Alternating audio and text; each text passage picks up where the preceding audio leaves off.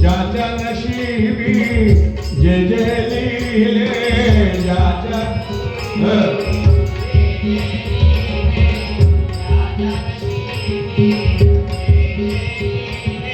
ते कळणार नाही कदापि कथाही ऐका श्रीमतीच्या विवाहाची कथाही ऐका श्रीमतीच्या विवाहाची कथाही ऐका श्रीमतीच्या विवाहाची कथाही ऐका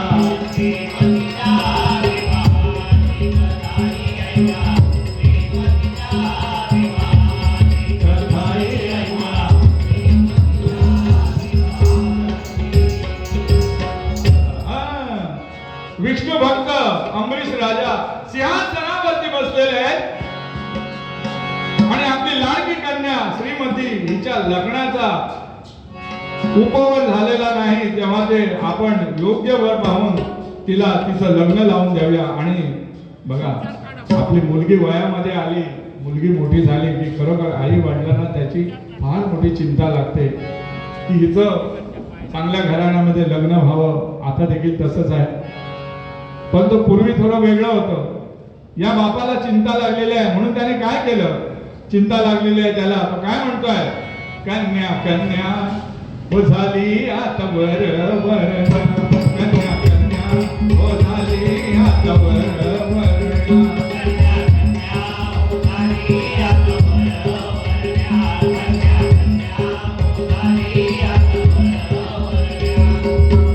राजा विचार करीत होता सोडावं लागलं आता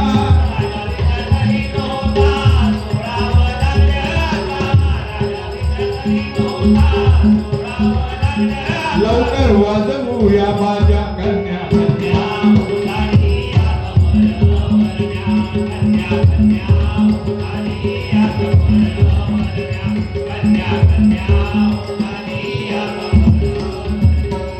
असा राजा विचार करतोय आपल्या कन्या आता लग्नाला झालेली आहे.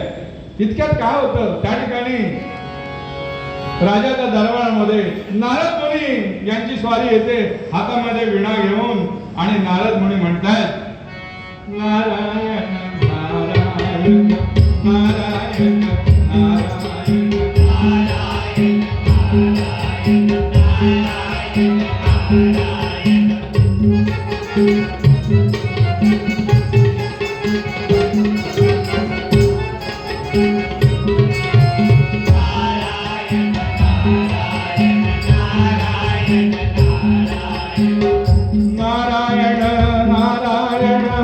नारायण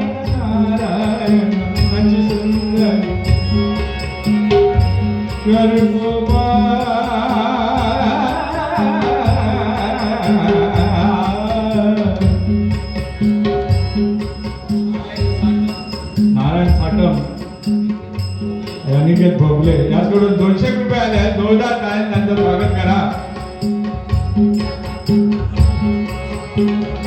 नारायण नारायण स्वरचेतुनी नारायण नारायण स्वरचेतुनी नारायण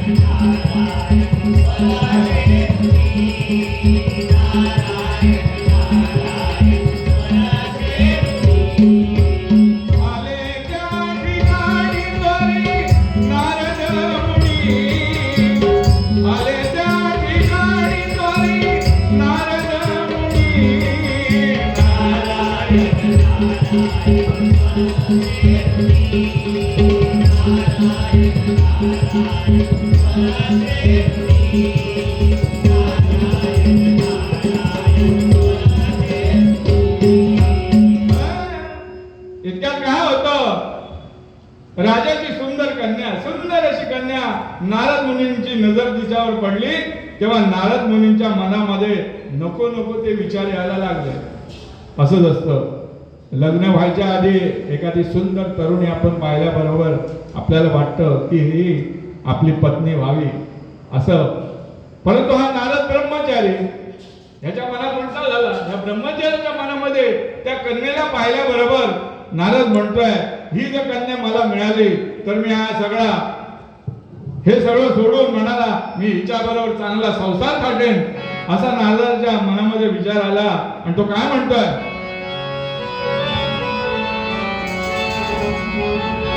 पाहिली रे कन्या मस्त, आताच्या मुलांच्या ह्याच्यात पोरगी, पाहिली रे पोरगी मस्त मस्त, पाहिली रे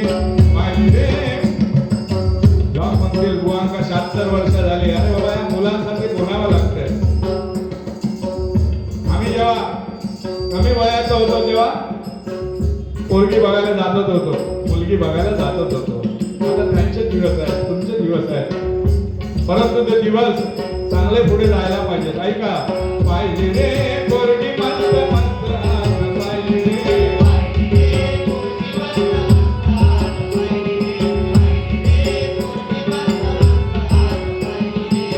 पाहुनी जीव झाला माझा रे वेणा, पाहुनी रंबाई जीव झाला वेणा रे, पाहुनी जीव रंबा झाली.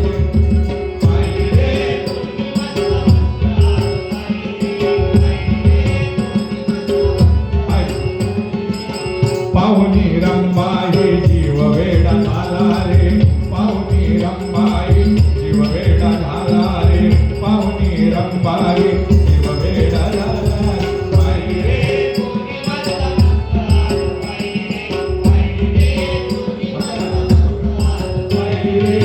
पाहुनी रंबाई जीव वेडा झाला रे. नारद मुनी तिला पाहताच म्हणाले, एकदम नारद मुनी गॅसवरच गेले तिला पाहिल्याबरोबर. नारद म्हणतात, आतापर्यंत मी बाल ब्रह्मचारी राहिलो, आता हे सर्व सोडून या कन्येबरोबर आपण लग्न करूया आणि सुंदर असा संसार साठवूया. तेव्हा राजाला नारद मुनी विचारतात की राजा, ही कोण, ही कुणाची कन्या, ही कन्या मला पसंत आहे, हिच्या बरोबर मला लग्न करायचं आहे. काय म्हणतात बघा नारद मुनी. तेव्हा नारद मुनीला राजा काय सांगतोय बघा.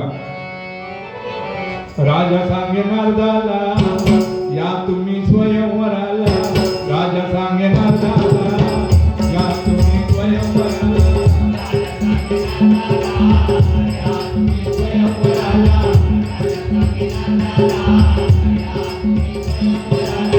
जर आवडले की तुला गवाड हो, जर आवडले तुम्ही तिला तर घालील ती वरमाला, जर आवडले तुम्ही तिला तर घालील ती वरमाला.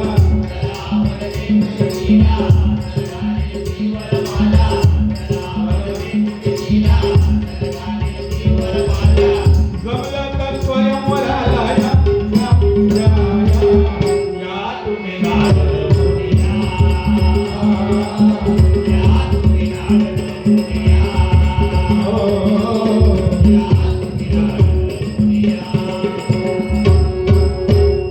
राजा म्हणाला, नारद मुनी माझ्या मुलीचा स्वयंवर आहे, तुम्ही त्या दिवशी या. तुम्ही जर तिला आवडला तर खरोखर ती तुमच्या गळ्यामध्ये वरमाळा घालेल. राजाने नारदाला सांगितले की नारद मुनी, ही माझी एकुलती एक कन्या आहे आणि हिचं नाव आहे श्रीमती, हिचं नाव आहे श्रीमती. हा, अहो तुम्हाला जर ती आवडली असेल तर तिच्या लग्नाचा स्वयंवर ठरवला आहे, तेव्हा तुम्ही स्वयंवराला या, माझी कन्या तुम्हाला अवश्य माळ घालेल. हे ऐकल्याबरोबर नारद अगदी तडतडत तिथून निघाले. कसे बघा, हे नारदाला आला बघा जोर. आता लग्न म्हटल्यावर नारदाला जोर गेलो, ताट झालो एकदम. हे नारदाला आला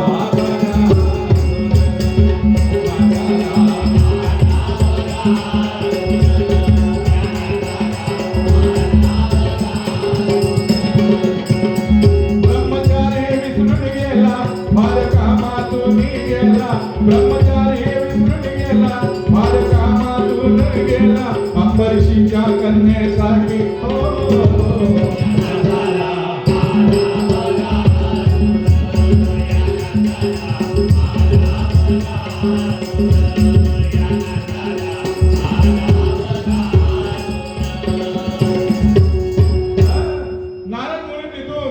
निघून गेल्यानंतर त्या ठिकाणी पर्वत ऋषी अमरीश राजाच्या दरबारात येतात तेव्हा त्यांची देखील राजाच्या कन्यावर नजर पडते.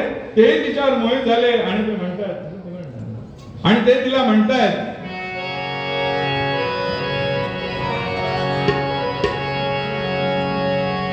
अग तुझ्या सारखी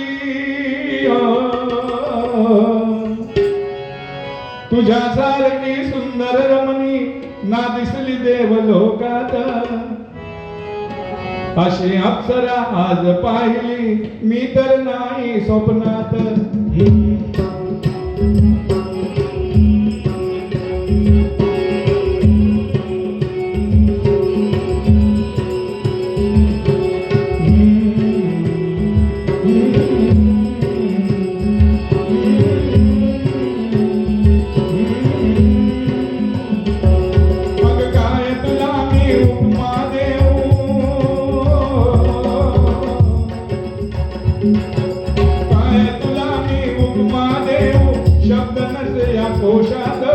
अशी अप्सरा आज पाहिली मी तर नाही स्वप्नात.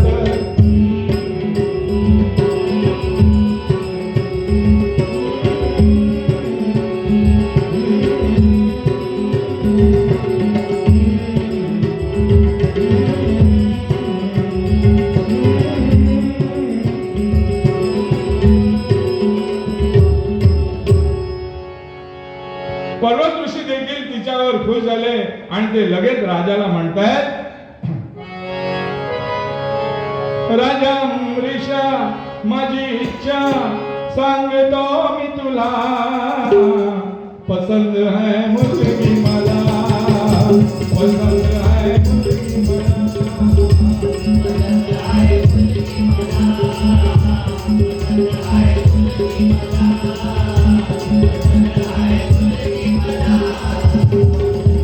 तुम्ही ठरवा आता जुळवा लग्न जमवा लवकर बोला. पसंद आहे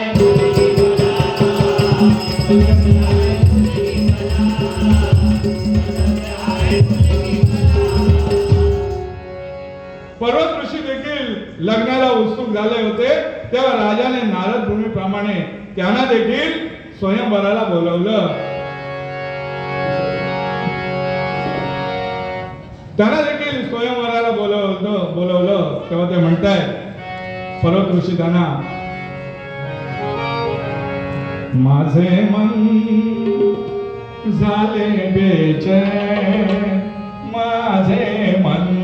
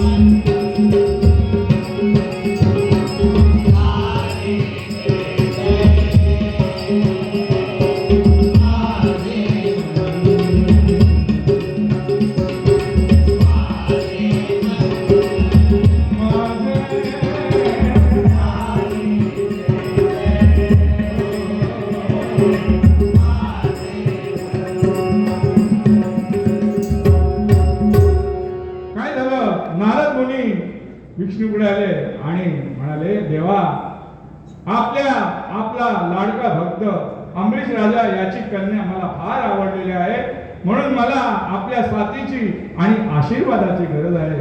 तेव्हा विष्णू म्हणतायत नारद मुनी अशी कसली तुम्हाला मदत करू. तेव्हा नारद मुनी त्यांना म्हणतायत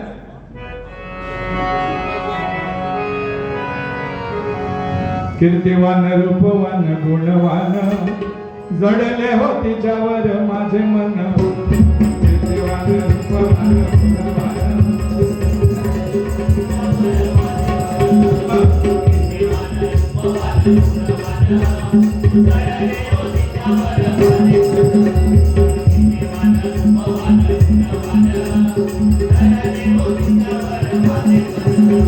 श्रीमती पाहता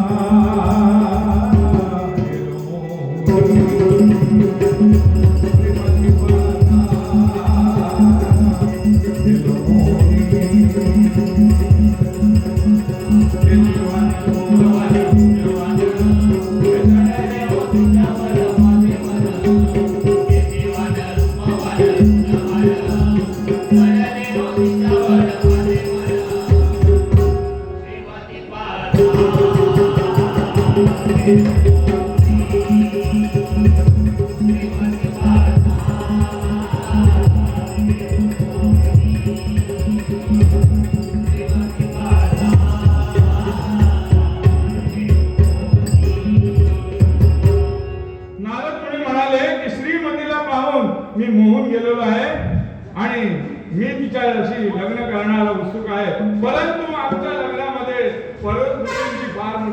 पर्वत ऋषींची फार मोठी अडचण होते. ते देखील तिच्याबरोबर लग्न करण्यास तयार झालेले आहे. तेव्हा तुम्ही तुमच्या सामर्थ्याने पर्वत ऋषींचं तोंड गायीच्या शेपटीसारखं काळ करून टाका, म्हणजे ती कन्या त्यांना नापसंत करून माझ्या गळ्यामध्ये वरमाळा घालेल.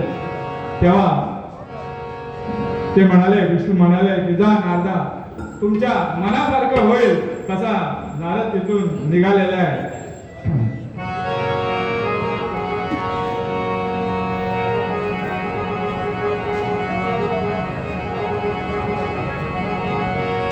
नारद मुनी गेल्यानंतर पर्वत ऋषी देखील त्याच वाटेने विष्णूकडे येतात आणि ते म्हणतात, आपण जर विष्णूकडे गेलो आणि ही कन्या विष्णूंचा आशीर्वाद घेतात, खरोखर ही कन्या आपल्याला मिळेल. लगेच ते देखील वैकुंठामध्ये देवाकडे येतात, यायला निघाले. कसे बघा, विष्णुदेव माझा, पर्वत ऋषी म्हणतात विष्णूकडे येऊन, विष्णुदेव माझा आला साथीला तर लग्न जमायला वेळ लागायचा ना. जरा आला माझा, जरा आला माझा, जरा आला माझा, जरा आला माझा विष्णुदेव माझा आला साथीला तर लग्न जमायला वेळ लागायचा ना. जरा आला माझा, जरा आला माझा, जरा आला माझा, जरा आला माझा.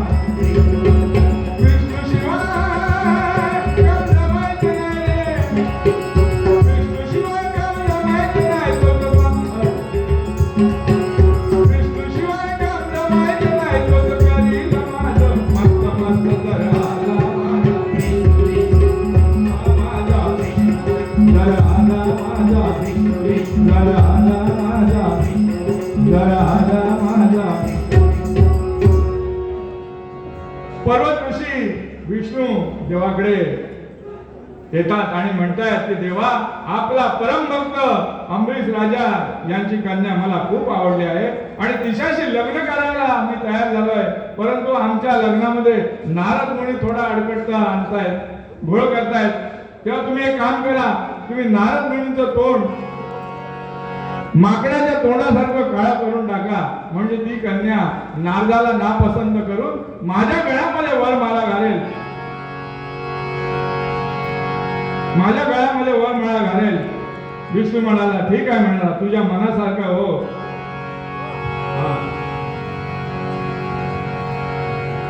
आता काय होतं त्याच्यामध्ये, तुझ्या मनासारखं होईल म्हटल्यानंतर, हे ऐकल्यानंतर ब्रह्मा विष्णू महेश तिघे विचारामध्ये पडतात. शंकर म्हणतोय, अरे विष्णू, हे तुझे दोन्ही भक्त, त्यांची लक्षणं काय चांगली दिसत नाही, मला काय त्यांची लक्षणं बरोबर वाटत नाही. तेव्हा ते फार कामातून गेले आहेत, तेव्हा तू त्यांना वटणीवर आणण्यासाठी काहीतरी कर. काय करतात तेव्हा,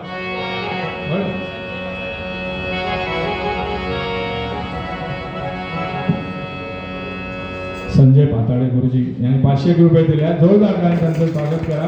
धन्यवाद. तसेच शैलेंद्र गायकवाड याचकडून देखील कोकिसरे याचकडून 200 रुपये आले आहेत. जोरदार टाळ्यांनी त्यांचं स्वागत करा. काय म्हणतात बघा. ओम नमः शिवाय, ओम नमः शिवाय. या दोघांसाठी काय तरी करतो उपाय. ओम नमः शिवाय.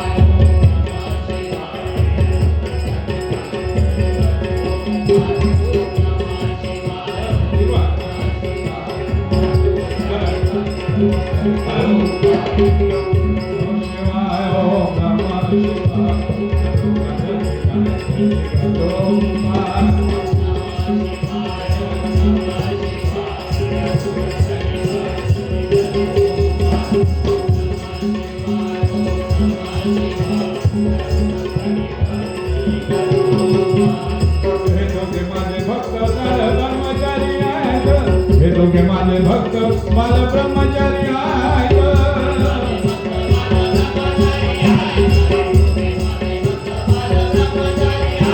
यांच्या डोक्यात लग्नाचं वेड भरलं आहे. यांच्या डोक्यात लग्नाचं वेड भरलं आहे.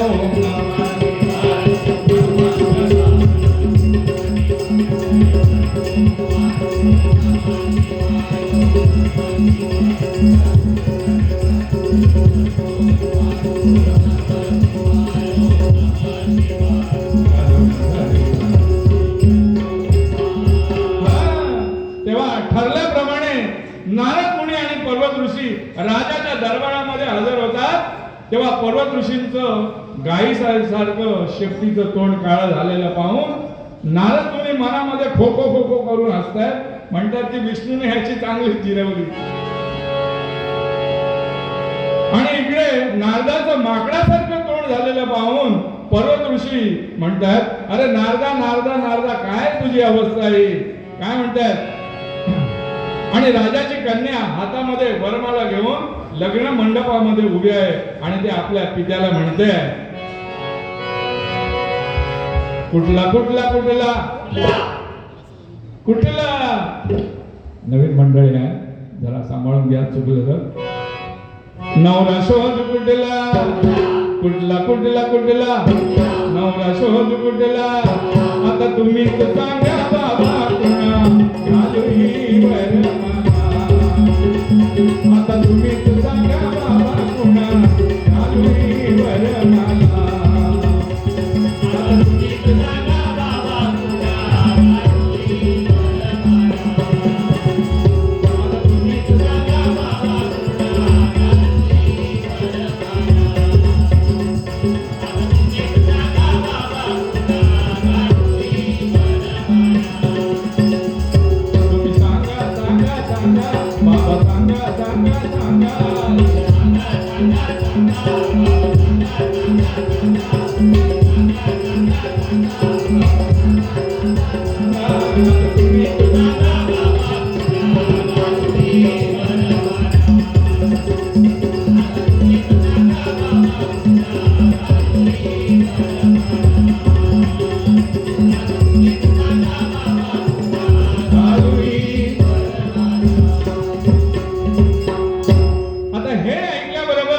राजा म्हणतोय की नारद मुनी आणि पर्वत ऋषी हे दोघे स्वयंवराला येणार होते.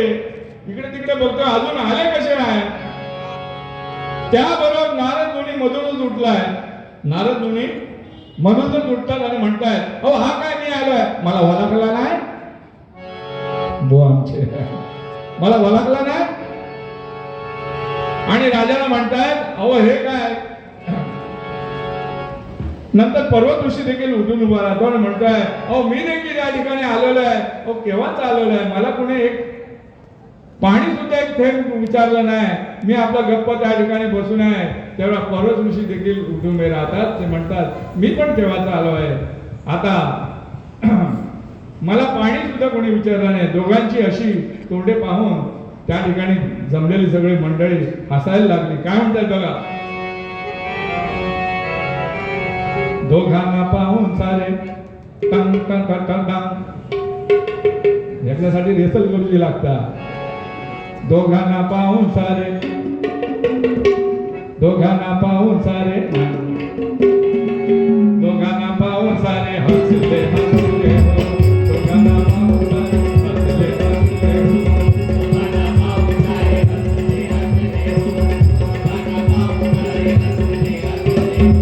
मोहाच्या जाळ्यामध्ये फसले फसले हो मोहाच्या जाळ्यामध्ये फसले फसले हो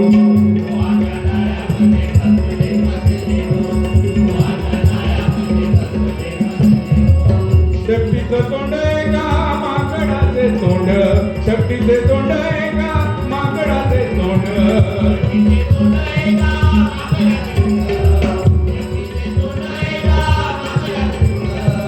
शक्तीचे तोंड एका माकडाचे तोंड शक्तीचे तोंड एका माकडाचे तोंड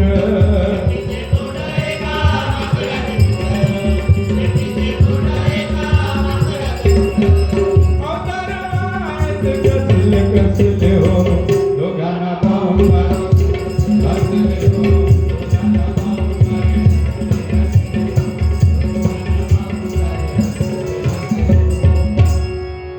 नारद मुनी आणि पर्वत ऋषींनी आरशामध्ये एकामेकाचं तोंड पाहिल्यानंतर ते आपसात भांडू लागले.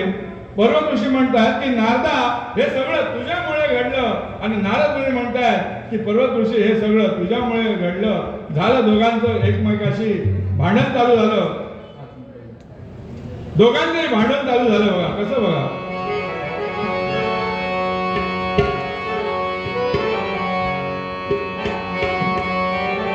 नारद अन पर्वत ऋषी आपसात भांडतात. नारद अन पर्वत ऋषी आपसात भांडतात.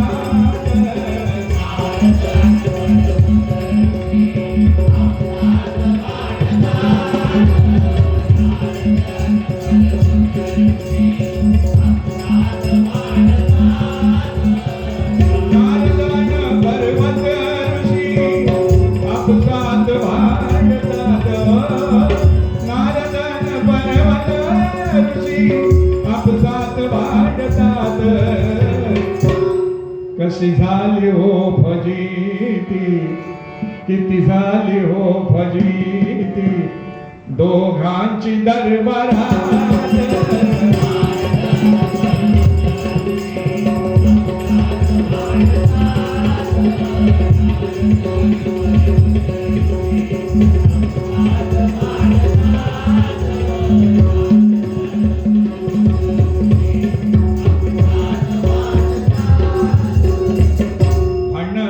असतात. एकदा काय होतं एका डॉक्टरचं आणि एका पेशंटचं भांडण तेव्हा तिने विष्णूचा धावा केला आणि म्हणते की विष्णू देवा या संकटातून तुम्हीच मला वाचवा.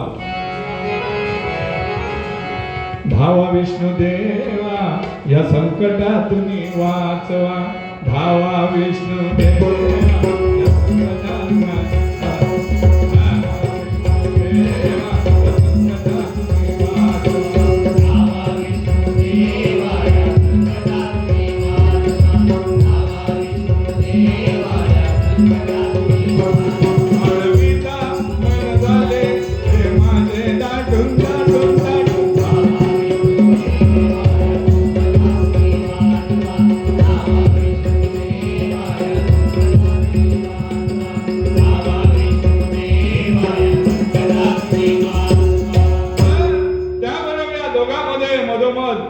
विष्णू सारखी भव्य दिव्य अशी दोघांच्या मध्ये मूर्ती प्रगट झाली. तिने मागचा पुढचा विचार न करता त्या मूर्तीच्या गळ्यामध्ये ती वरमाला घातली आणि अशा प्रकारे त्या दोघांचा विवाह झाला. काय होतंय बघा ढोल वाजू लागले. बघा पूर्वीची लग्न कशी होती आई वडिलांच्या विचारानेच लग्न होत होती. आताची सुद्धा तशीच होतात पण ती सक्सेस व्हायला पाहिजेत. ऐका ढोल वाजू लागले नगारे वाजू लागले. ढोल वाजू लागले नगारे वाजू लागले. ढोल वाजू लागले नगारे वाजू लागले. ढोल वाजू लागले नगारे वाजू लागले. ढोल वाजू लागले नगारे वाजू लागले. ढोल वाजू लागले नगारे वाजू लागले. सनई वाजू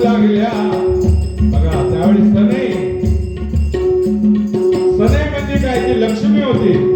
लग्नामध्ये सनई वाजली ती लक्ष्मी असते. आपण ज्यावेळी स्त्रीला म्हणजे त्या आपल्या माऊलीला पत्नीला घरी घेऊन आलेलो असतो ज्यावेळी ती सनई वाजते ती लक्ष्मीच्या पावलांनी ती सून आपल्या घरामध्ये येते. अशी लग्न व्हायची. ऐका, सनई वाजू लागल्या चौघडे वाजू लागले,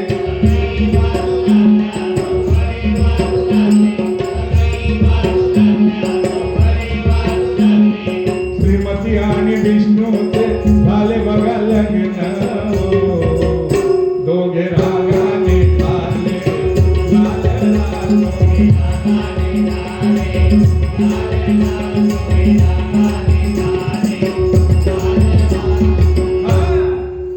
दोघे नारद आणि पर्वत ऋषी दोघे हे पाहिल्याबरोबर रागाने लाल झाले आणि वैकुंठामध्ये विष्णूकडे गेले आणि म्हणतात की देवा तू आम्हाला फसविले. तेव्हा विष्णू म्हणतायत अरे तुम्हाला मी काही फसवलं नाही. तेव्हा ते सांगतायत नारद आणि पर्वत ऋषी दोघेही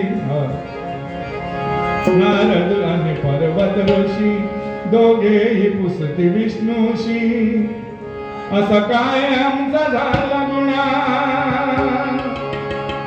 तुका फसविले तू फसविले आम्हासी का सांग दे, तू फसविले आम्हासी का सांगा. नारद आणि पर्वत दोघेही असं काय आमचा झाला गुन्हा तुका फसविले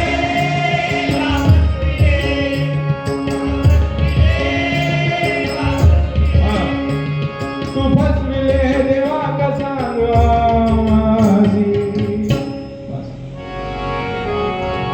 तेव्हा विष्णुदेव म्हणाले अरे मी तुम्हाला काही फसवलं नाही आहे. तुम्ही दोघांनी जशी मला तुमची दोघांची तोंड करायला सांगितली तशी मी तुमची दोघांची तोंड केली, याच्यामध्ये माझं काही एक चुकलं नाही. तेव्हा नारद मुनी म्हणाले परंतु देवा तुम्ही तिकडे कशा करता आला, काय म्हणतात तेव्हा. तेव्हा विष्णू म्हणाला अरे नारद मुनी तू बाल ब्रह्मचारी, तू माझा परम भक्त, तू वाईट वाम मार्गाला जाऊ नये म्हणून मी त्या ठिकाणी आलो. आणि हा पर्वत ऋषी देखील माझा परम भक्त, हा देखील बाल ब्रह्मचारी. तुम्ही दोघेही त्या राजाच्या कन्येला पाहून अगदी कामातून गेला होता. तेव्हा तुम्हाला वटणीवर आणण्यासाठीच मी तिकडे आलो आणि तुम्हाला चांगल्या मार्गाला लावण्यासाठी त्या ठिकाणी आलो. तेव्हा काय म्हणतात बघा, राजाची मुलगी त्या ठिकाणी येते आणि काय म्हणते बघा, पहिली चूक माझी का तुम्हा दोघांची. नारदाला आणि पर्वत ऋषीला ती म्हणते पहिली चूक माझी का तुम्हा दोघांची, तुमची माकड तोंडे पाहुनी मी काय करू.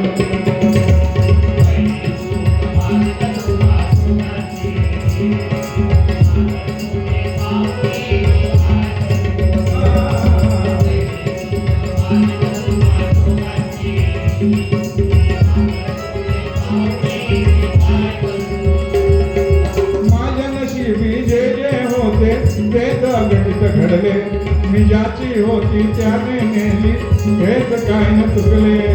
ओ, ओ,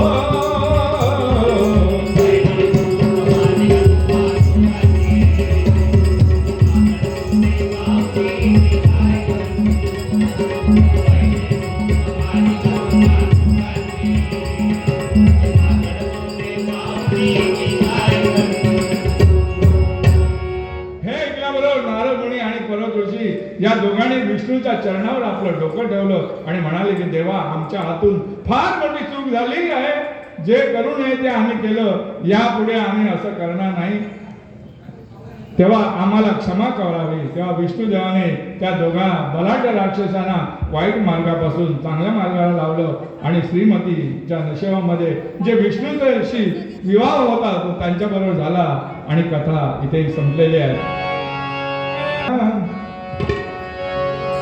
पर्वत ऋषी नारदाने नमविली मा, पर्वत ऋषी नारदाने नमविली मा, पर्वत ऋषी नारदाने नमविली मा.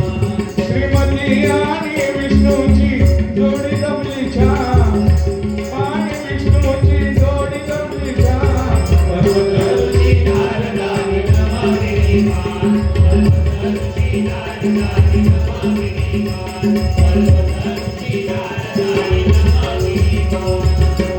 पर्वत ऋषी नारदाची बघा झाली जैसी अविचारा दुर्बुद्धी धरू नका भारुड कथा ऐकली भारुड कथा ऐकली श्रीधर महाजन पर्वत ऋषी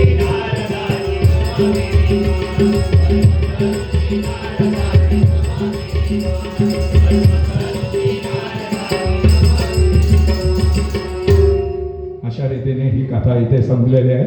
धन्यवाद धन्यवाद धन्यवाद.